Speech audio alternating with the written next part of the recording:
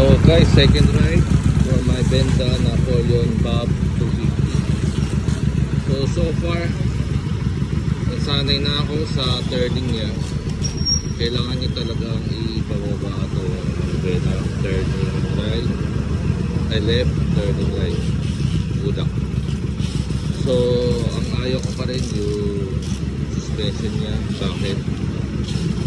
Yung ngipin mo talagang nagtutuntungan. Kung may pustiso ka, malalaglag yung pustiso. So power, malakas ang torque. Kahit nasa segunda ka, pwede mo i-go. Mahaba ang segunda.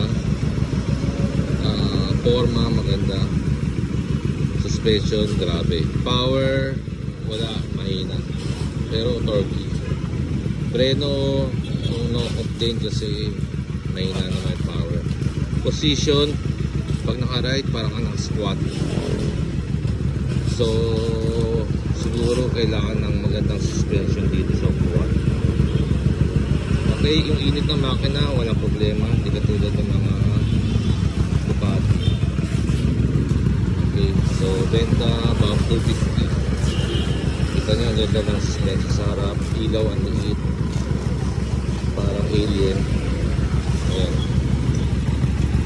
Okay, yun lang po. Pwede na ang sasakyan mo na, pwede na siya. Sa ulan hindi pwede, grabe kasi. Okay, thank you guys for watching.